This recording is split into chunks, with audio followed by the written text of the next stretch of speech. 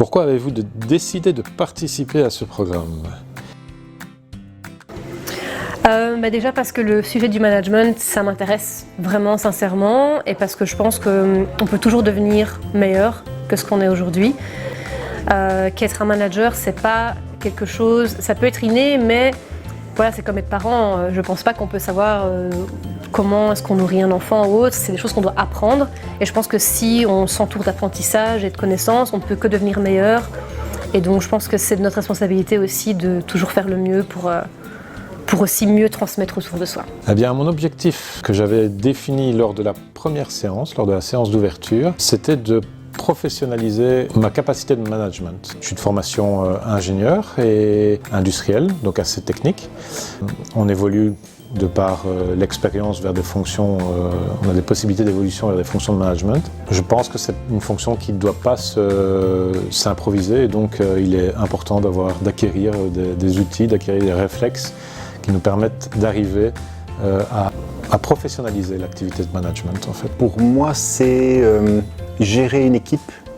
J'ai déjà l'expérience d'une gestion d'équipe, mais le terme leadership est utilisé à tort et à travers. Je voulais réellement savoir ce qu'il y avait derrière et comment justement pouvoir être leader, inspirer, pousser une équipe à aller justement chercher des objectifs.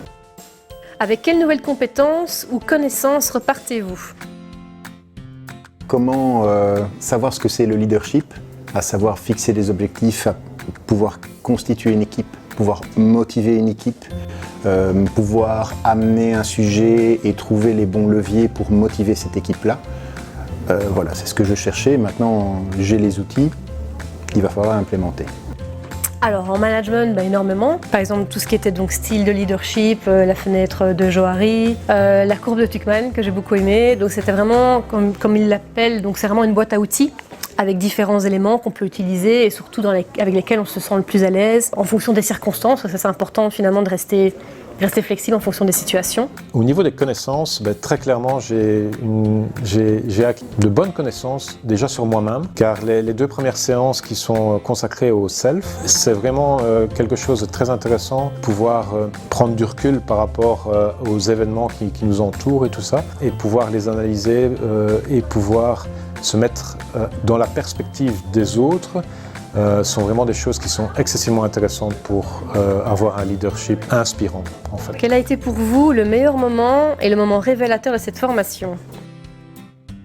Je pense la dernière session où il y avait vraiment un travail de groupe qui a été fait. On a pu mettre en pratique déjà une bonne partie de ce qu'on avait appris et je trouvais que la manière dont la session a été faite, la complexité du business case était juste comme il fallait.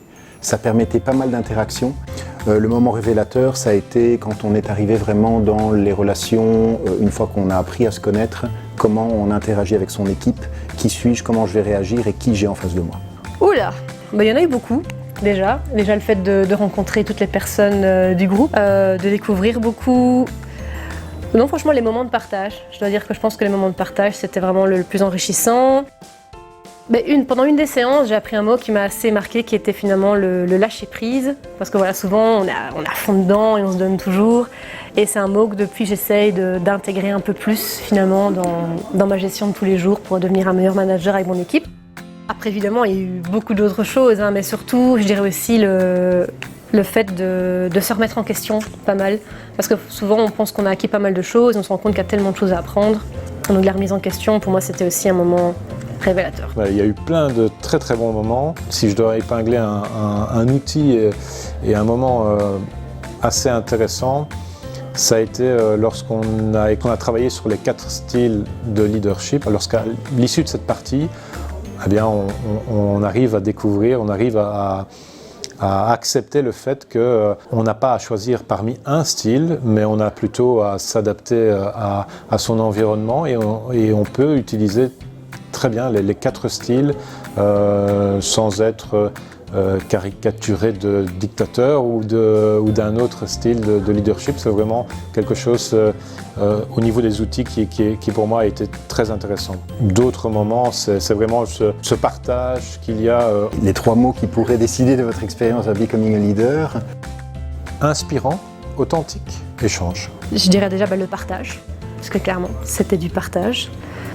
3 mots. Énergisant. Très énergisant, ça je dois dire, parce que oui, franchement, c'est déjà le groupe, l'apprentissage, c'était vraiment une belle dynamique, très positive. Un mot, plusieurs mots. Oui, je dirais, j'aurais dit peut-être la découverte de soi. C'est pas un mot, c'est plusieurs mots, mais c'est un ensemble pour dire voilà, ça a permis finalement de ne pas avoir que des outils, mais de creuser aussi plus profondément en comment est-ce qu'on peut devenir un meilleur soi, un meilleur manager pour son équipe. Groupe, bonne humeur et expérience.